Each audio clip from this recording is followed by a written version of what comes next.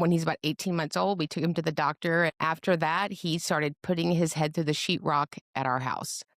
And just became very sick and lost all of his milestones. He lost his ability to speak and just was so dysregulated. About a year later, we went to a professional clinician, and she evaluated him, and she was very not warm and fuzzy. And she's like, well, he has autism. He has classic autism. He has 15 of the 16 markers. He'll never play with other children. He won't have any friends. You'll probably have to put him in a home when he grows up. Do you want a copy of the report? So Whoa. happy Tuesday. And so I was devastated.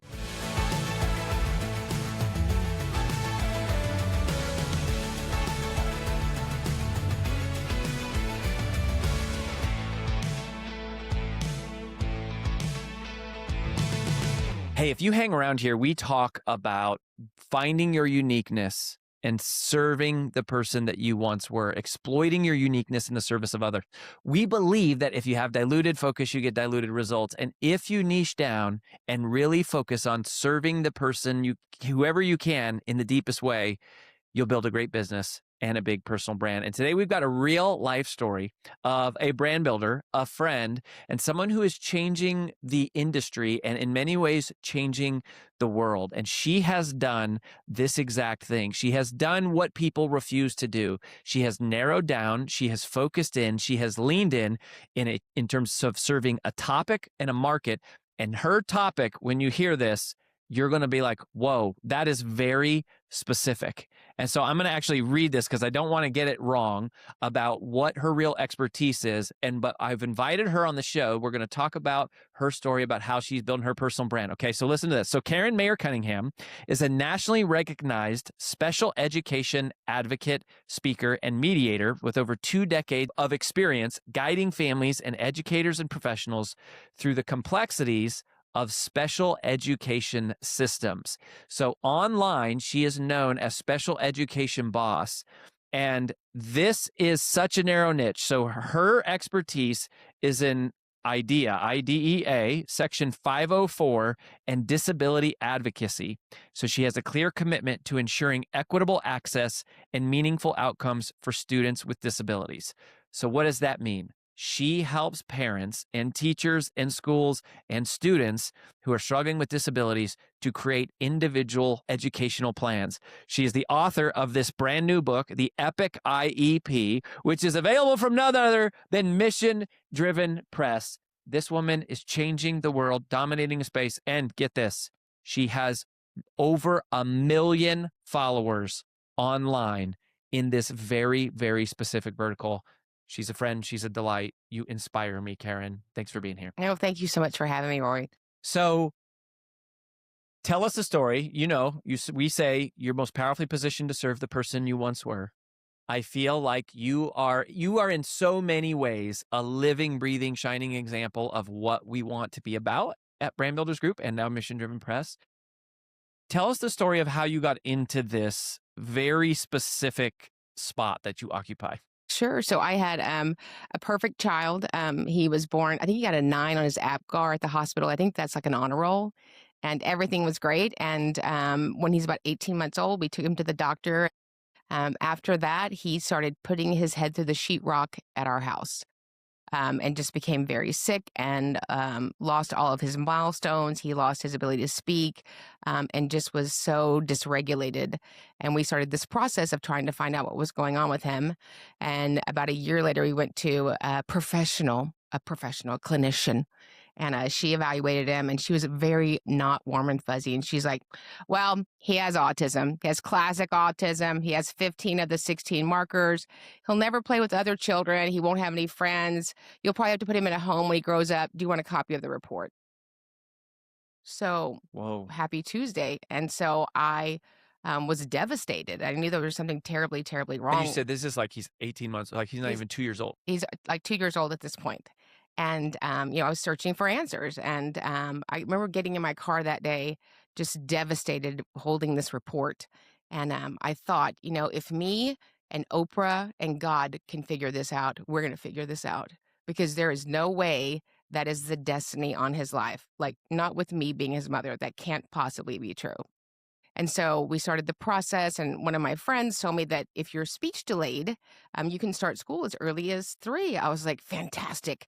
That's what we'll do. We took him, got him evaluated. He met criteria, and we sent him across the street with an original Lion King backpack. I'd like to say that, and because that's what you do, you send kids to school and they fix them. If there's something wrong with them, they'll just fix them.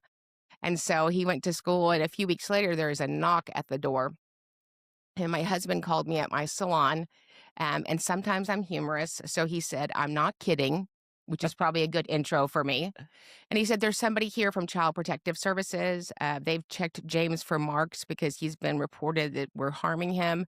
She would like to talk to you. Is now a good time?" W- Not your average phone call. So I said, "Yeah, now's a good time." And she was very aggressive. And she goes, "Do you think it's normal that he rocks all the time?" No. "Do you think it's normal that he chews his fingers so they bleed?" No. "Do you think it's normal that he lost all of his language?" No. What are you going to do about it?" I said, "Well, we're sending him to school for preschool programs for kids with disabilities." "Well, that's what your husband said too. And I'm going to leave a brochure here in case we take him into custody." And that was my entrance in the mid 90s to special education. And as I was devastated that night, crying my eyes out, I just had this resolve that this cannot be the chaos that we're walking through. And so I went down to the school like a lunatic mother and was, crying, and everybody's looking at me like I am a lunatic. And this is the 90s, and nobody knew what autism was. I remember somebody used to say, does he count cards? Ma'am, that was a movie. No, we don't take him to Vegas and have him count cards in a pull up. That's a movie. Yeah, I mean, that I feel like, the world isn't always getting better in some ways, but back then, I think people have been a little more have become more sensitive. Yes. But back in the '90s, it was like, Yeah. these are jokes, and I don't care, and you're Yeah. slowing us down, and why are you here, and what's wrong with you? Absolutely.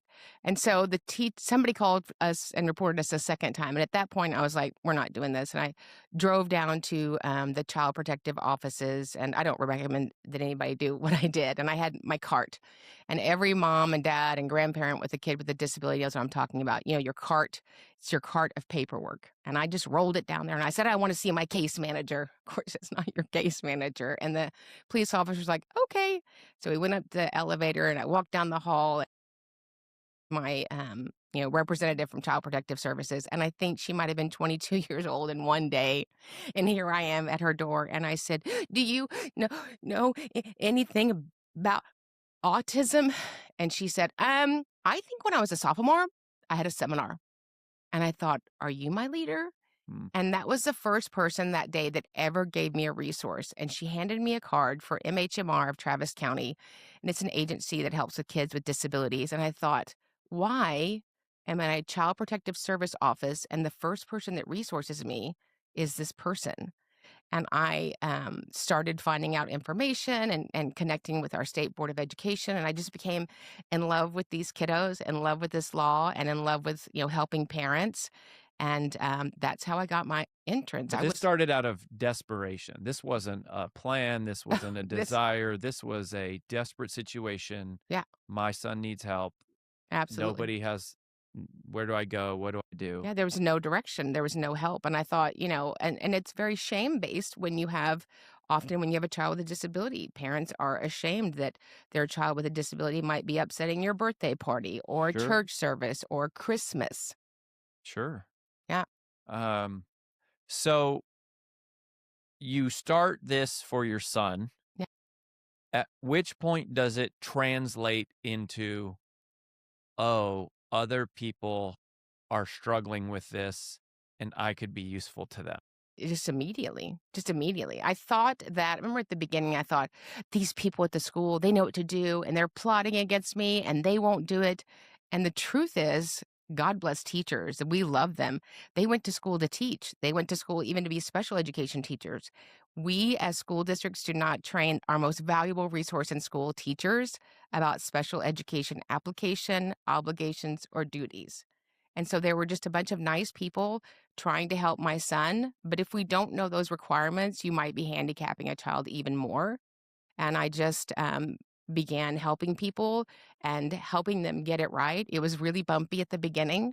But what I always say is when we get it right for the child, we get it right for everybody. Hmm. And we can do that. So you were helping other parents Yes. and you were interfacing with the schools Yes. and then the school boards. And then at some point you start getting into these laws, right? I mean, as I understand, it's like there's a very complex set of Yes. laws that the average parent of a student with disabilities cannot interpret, does not want to read, understand. And you kind of become this bridge almost to go, hey, here's what this means. Here's how to interpret this. Here's how to use it. Yeah. Is that Absolutely. So, I mean, the federal statute has been whittled down to 115 codes. If you're ever, having struggling to sleep at night, just read the federal law. It's so enjoyable. And nobody has time to read it. And, it happened 50 years ago, but it brings equity and it builds a bridge over the barrier that is disabilities. uh And then what's the how are you engaging with schools at this point, like back then, or even are they receptive to you? Are they like not, hey, you're not one of us? Like, how did that all I happen? thought they were going to be receptive.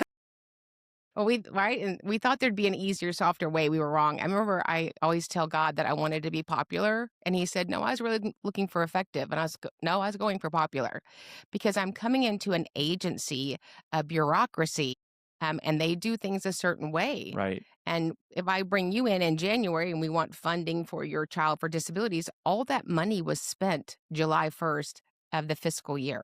The money's not there. The hands aren't there. The services aren't there.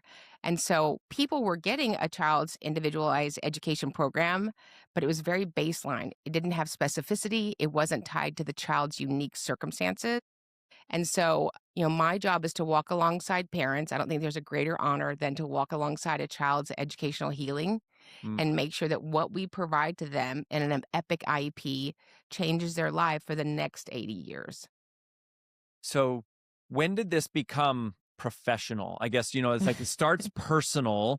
People start asking, you're Yeah. kind of like sticking your nose in places, getting stuff done, knocking down walls. Yeah. And then at some point it tips into like, uh, this is my, not just, it's a calling and it's a career. When did that happen? Probably about 2010. And, I Okay. always, So this is like 15, 20 years later. yes. And it's one of those things I couldn't not do it. Right. And that's how you know what you're supposed to do.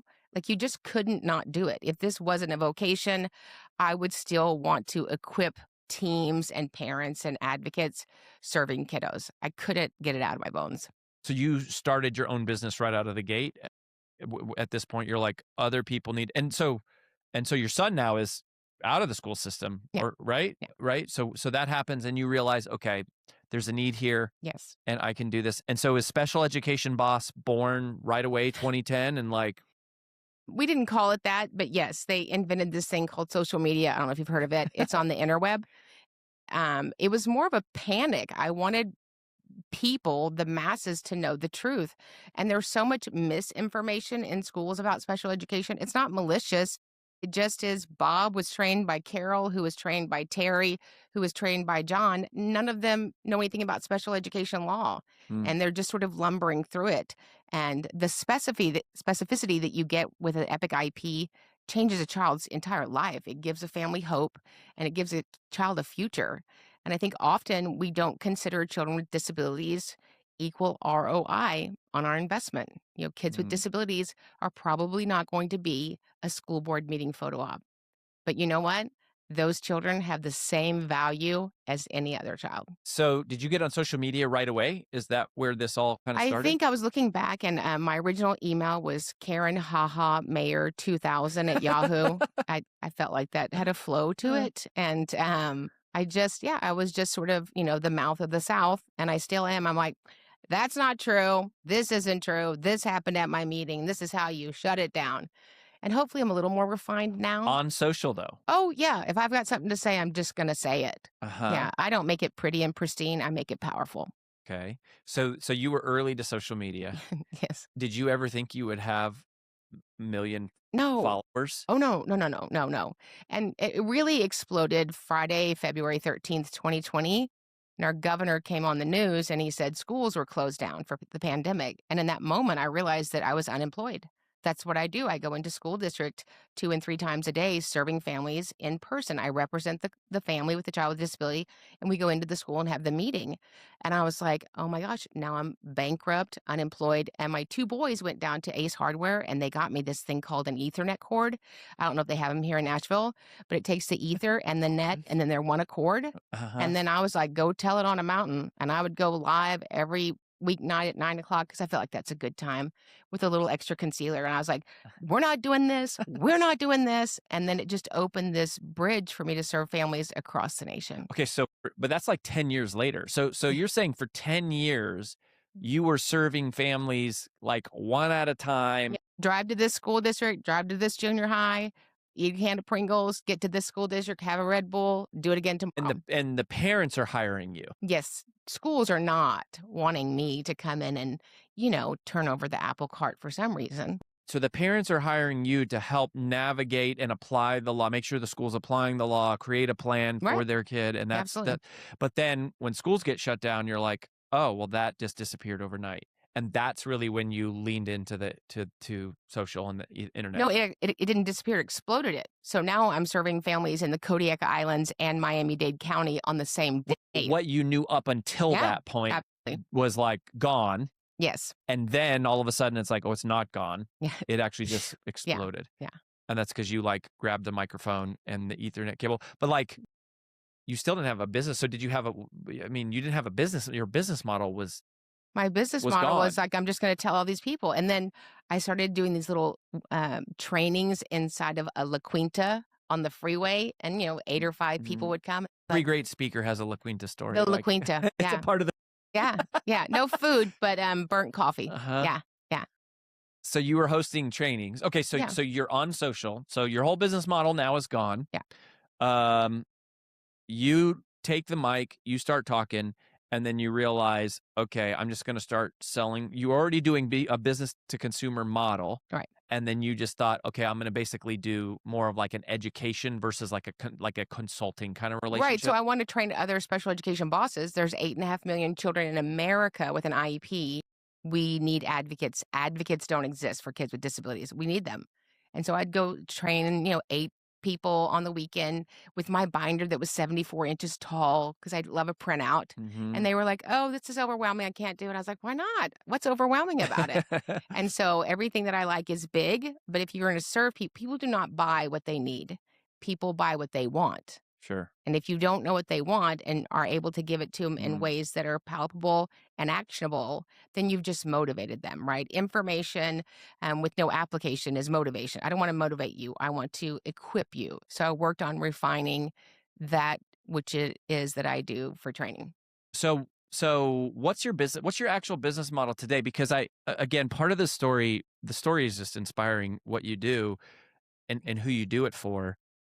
And also, I think it's such a great example of how anybody who has been faced with pain, Mm. a problem, a setback, a heartache, like I don't think you would have designed your life initially to say, "Oh, my son's going to have autism. We're going to struggle through this." But then there's this beautiful movement that comes out of Yeah. it. Um, and you've turned that into a movement and into a business, impact and income. So then what was the business model? Was it just classes? Like basically you're going on social and you're saying, buy a ticket, come to this class and I'll Yeah. teach you the Yeah. system. I'll make you a mini me. Uh-huh. Yes, and it was not it was, it's hard to lumber through families with a child with a disability that might wanna be an advocate. It's hard for them to get a babysitter. It just had a lot of, barriers, and so, I started Special Education Academy about 5 years ago, and I just said, "Well, I'll go live every Monday night. I'll just go live." I always, say these things, and I'm like, "Oh, who's gonna do that?" That'd be you, Karen. Uh-huh. And so I've gone live every Monday night for 5 years, and it's an hour training, Special Education Academy. That has a good ring to it, right? And I thought all of these parents would log on and join the academy. That did not happen. Huh. 75% of the people that I train are school employees for Wow. this big mouth college dropout. So there's several things there. Yeah. You're saying, first of all, you've been going live Mhm. for an hour 1 hour for free for free. Oh, no, every it's not free. So the academy is a membership. Ah, Yeah, the Academy is a membership. It's $97 a month, but it's live an hour, about an hour and a half every Monday. so it's 97 bucks, Mhm. but they you have 4 hours of live training every month, Yeah. and you're addressing topics and Yeah, we answering train in questions. series, we archive them. Now there's over 400 hours of past trainings. We open it up for questions, whatever question you're having, because every 7 days you need some support in special education. Because this is not like, oh, we're going to go look for a car, we're going to look for a house. It's an emergency room. Special Mhm. education's the emergency room. We have to get it right now. Um, and so there it is. So that's the business model is I $100 a month. You go join. live for an hour 4 times a month. It's Ah. so simple. People are like, no, no, but really, what do you do? I go live. And you know what, Rory? I don't want to say this to everybody, but it's on an Android. I use an Android because I am not going to celebrate the fall of the Garden of Eden, but that's another training. On a $50 Joby, I go live on my phone. I don't edit it. I don't cut it. I don't know how to do all that. I don't know how to put something in the chat, but I do know how to bring a message to people that are desperate for these truths. Come on. So so then how do you what system do you use to collect their money, and like where are they going live? Because you're not, so I was thinking you were going live on social. You're not doing that. It's a Zoom platform, It's right? just So Zoom. you join. So you go to Special Education Academy, you go to training, you join us. And then you start email them, here's the link for this week. Yeah, it's very fancy. Uh-huh. Yes. Um, that's amazing. It's And you very just start doing, and then people come and go, like maybe yes, they're month and in, month sometimes, if it's out. a July 4th or something, I might take off too. It's like I miss them, they miss me. We are this amazing family that resources each other. We can trust each other, because there's a lot of mistrust between families and school districts, and it's about bad information. It's not about being malice. Right. It's bad information. We don't know. There's a reason that surgeons don't operate on their own child, right? And here we all are trying to make up something and fill out software. It's not about software, it's about a student, right? And so the reason I wrote the book is it's the 7 pillars that I use, whether it's my child or any other child or any of the thousands of advocates that I've trained nationally, that after you have this, you could literally take a piece of paper and write the IEP. Right. And we were so busy checking boxes in software, we forgot that this plan is as important as a prescription. When you have a prescription, it doesn't say, Rory, just grab a handful when you feel like it. It's very specific for your need. Epic IEP is super specific for that child's need. And so it's a consistent system Yeah. that creates a customized plan for each family, each student Yeah. as they go through this. How do you get the clients? How do you what's the sales process like? There's no sale. Say it with me. There's no sales process. There's no team. There's no outbound. There's no inbound. It's just it's speed and volume. I heard this guy a few years ago. You might have heard of him, Gary Vaynerchuk. He was talking to this other guy, Mr. Wonderful, and he said in 2021, if you are not on TikTok, you are an idiot. And I'm a lot of things. Idiot's not one of them. And so I just started going live, and now we put out 52 pieces of content every 24 hours across 7 platforms. Because you know what? People need the information. I could spend time, I guess, making it fancy and pretty and fade in and out and a carousel and drop this. People just need the information. And people care about 2 things: good audio and phenomenal content. Hmm. And so many people that I would love to help grow their businesses are so busy getting ready to get ready. And perfect is never done, and done is never perfect. And whatever your message is, people need it now, not when you've got it all shiny and pretty. So you are going live on social to attract Yeah, to build the customer base. absolutely. Yeah. Okay. So what's that schedule look like? Every Monday for an hour at 5:45 Central Standard Time, I go live on TikTok on my Android because I don't know how to make it work on a laptop. And then one of my partners is on a Zoom link on another laptop. She reads the questions on the live for TikTok because they come fast, and I answer them. Question, answer, question, answer, question, answer. Because that's about all people can tolerate. Question, answer. And we get about 22 to 29,000 people every Monday night popping in and out. 20,000 people every Monday just popping in with a question. Well, they pop in and out of your live, but when we close it out, we have over 100 questions still not answered. because that's what people want. They need their question answered right now. And so then I have a VA and she cuts it up, question, answer, and we post that. And so probably in an hour, I can answer 80 questions. You're doing a 1 hour live on Monday night for free. That's just an open Yeah, Q&A for the yeah, whole world that is free. free. And then that And points to buying a monthly subscription and with a more closed yeah, so program. well, we don't have to buy it. You could just join the academy for free. Of course, it's free. It's free for everybody, even my first husband. So you just go to Special Education Academy and you join us for a month. It's free. If you want to stay, we're glad to have you. Oh, okay. So the first month, you give the first month free. Yeah, yeah, And then after that, they start paying. yeah. And so we go live at about 6 p.m. And then I say, I'll see you guys in the academy at 8. It's a very complex model. I don't know if you understood that. We go live at 6, and then I say, I'll see you at 8 in the academy. You probably want to write that down. Yeah. Save this. So, yeah. And then now it's progressed, and we have a VIP at 7 p.m. for people that are full-time advocates that have taken our other products, bought our digital courses. We have a 2-day course. We have a 6-week mastermind for people that want to use our processes, protocols, and pathways to be amazing. And, the need just keeps growing.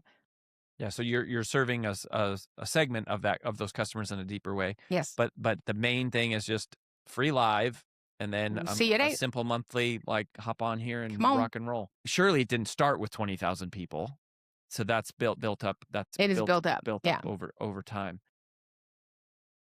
I think that's so fascinating. I mean, that's just such a simple model. It's the same model. We didn't change it. Because if it works, you should probably keep doing it. Uh-huh. Yeah. But just the idea that you can just go live, and I mean, yeah. there's no team, it's like you have a phone with I'm the app. I'm a one-armed wallpaper hanger in Houston, Texas. I make sure that I have plenty of hairspray and, of course, the correct lipstick and just answer their questions. People are desperate in this space. Whatever space you're serving, they need your knowledge. They don't need fancy and shiny. They need your help now. Okay, so here's a emotional fear question. Mhm. I know there's a lot of people listening who do something where they feel guilty charging for it Mhm. because they go, I just want to help people. I just want to serve people. But, I need to make money. But like, also, I feel weird charging. It's like I work in a church and I can't, or I help people with their marriage. Or have you ever had any of that? Like, and how do you get past that? Where you're like, hey, I'm helping. I mean, I'm helping kids with disabilities. Like, but Yeah. I mean, you're also not charging a ton of money. But has any of that? How have you navigated It's funny that? that you said that because my husband used to always say, "Is this a PM or an FM? Is this a paid ministry or a free ministry?" Right? And so I have, if you just go to my Instagram account, I have 10,000 pieces of content. So I've been giving away, and I will continue to give away. I love doing that. But people that pay attention, and so this drives. It helps people wherever they are. I've spoken at churches before and people are like, are you charging us for prayer? No, the prayer's free with purchase, right? I'm charging you for my expertise and time. That would be very normal. When you go get your car worked on or talk to your realtor, you're paying for their expertise and time. And so it's grown into a business. I have full-time partners now. I educate advocates. I do professional developments. We go into juvenile justice centers, hospitals. The need is endless and I'm doing my very best to serve them at the highest level. How do you draw the line between what you give away for free and what you charge for in the academy? There's no line. Hopefully, one day we're putting out 200 pieces of content a day. It is my good pleasure to serve somebody that was where I was. I get to go a lot of places and travel. And when somebody comes up to you and goes, are you And I'm like, yes, I am. She goes, would it be really weird if I took a picture with you? I'm like, well, you're crying in public, so get over here, right? So when we go somewhere and somebody is, I'm a mom from Michigan and I did what you said in the videos and it was a bumpy meeting, but I held my position and now my daughter's reading. Like, that's everything. I mean, you can't outgive God. I can't outgive, I would never forget what he's done for me and my family. And it's a blessing to walk in this space. It's very polarizing.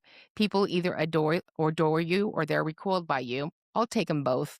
If you're going to be online, you're going to be loved and not loved. Get over it. You're not that big of a deal. Yeah. How do you, I mean, you know, you talk about God, you talk about Jesus, you say, Yeah. we're going to do this. We're not going to do that. You're very direct.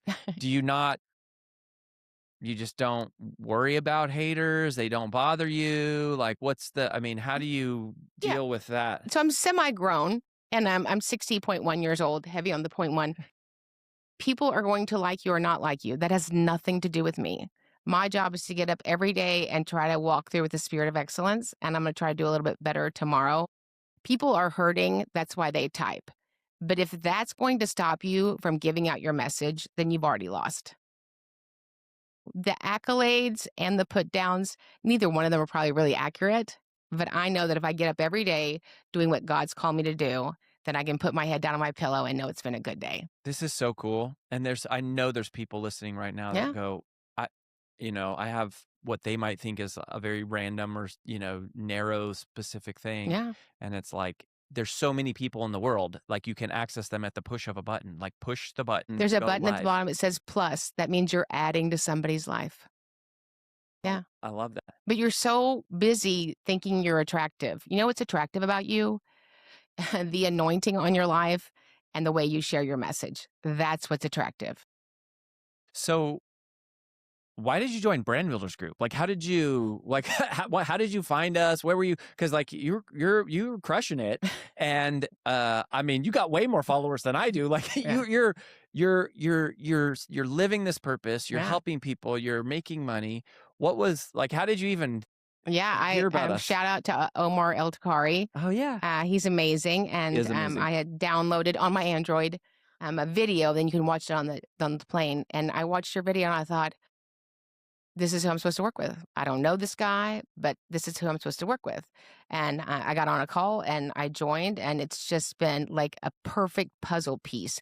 And it was exactly the masterclass and information.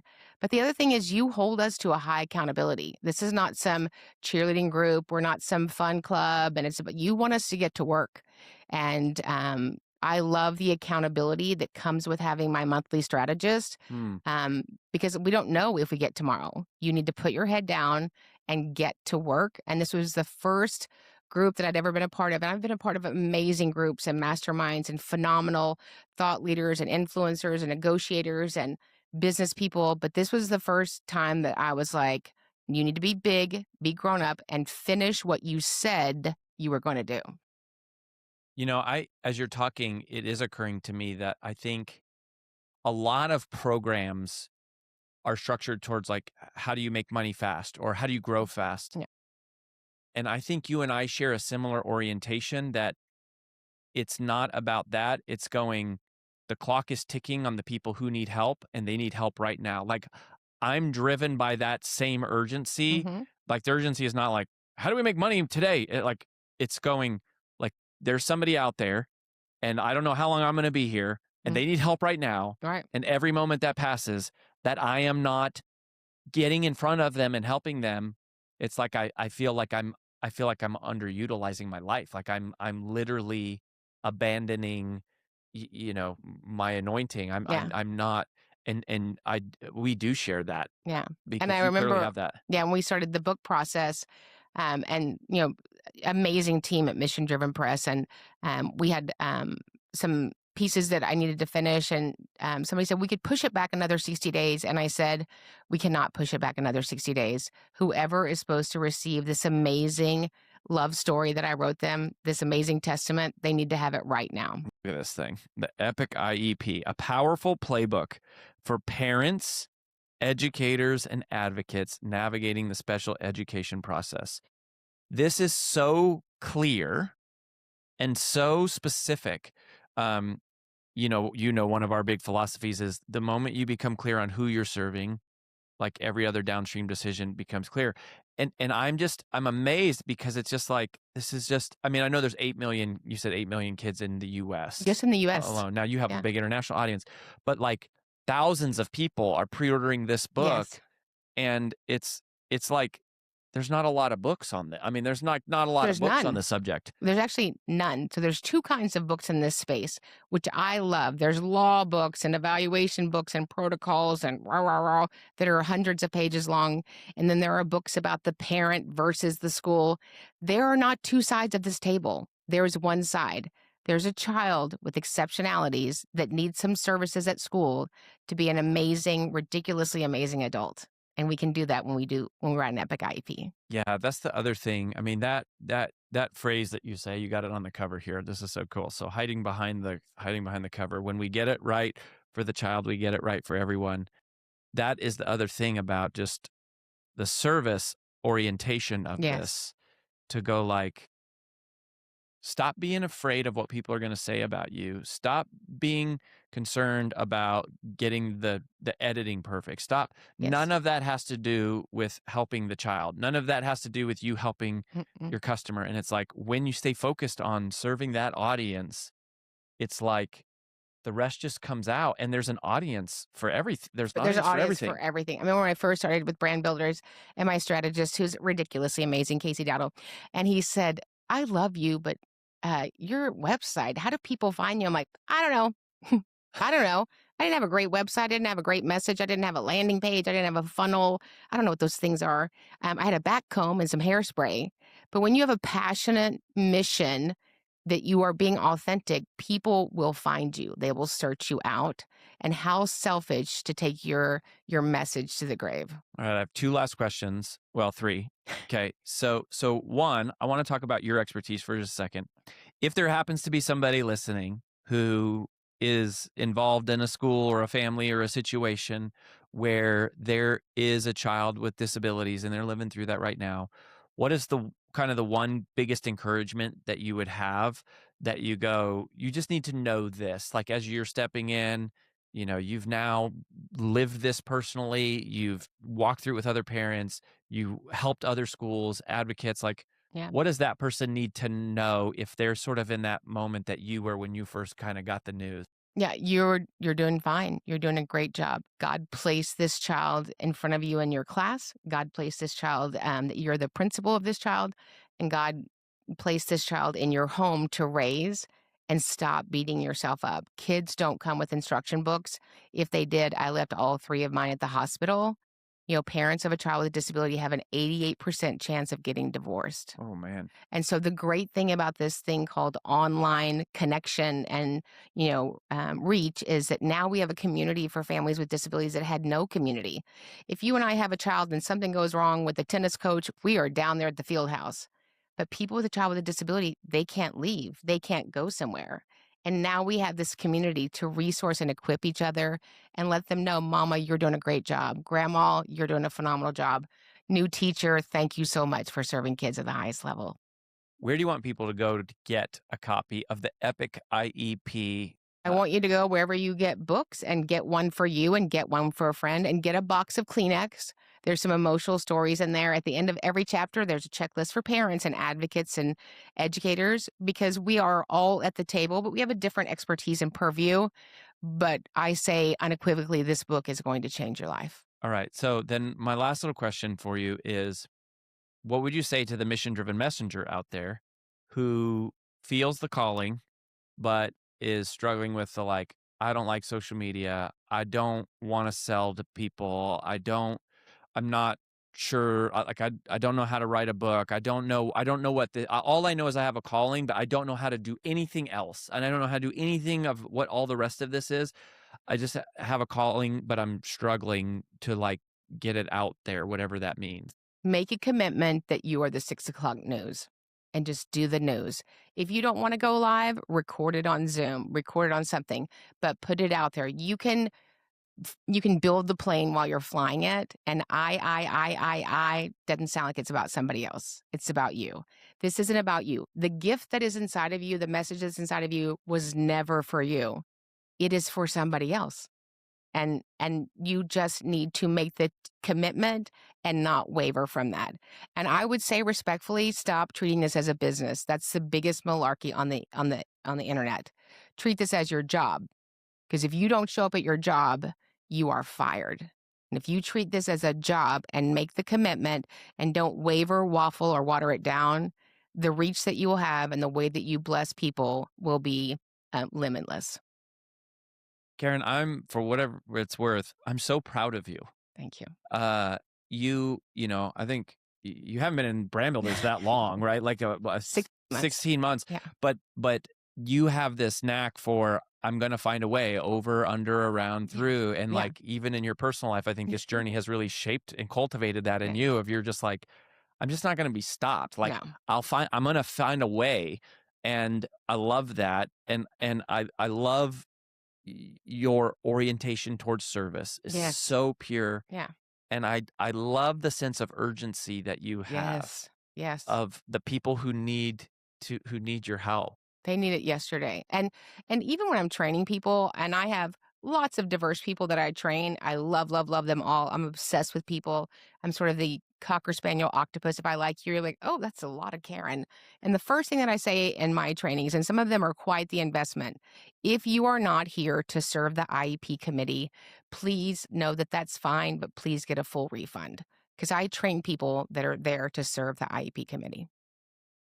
Well, my friend, we are encouraged by you. I personally am inspired by you. Go get a copy of the Epic IEP, everybody. And Karen, thanks for the inspiration and the Thank you. insights. And keep going, friend. Thank you, dear.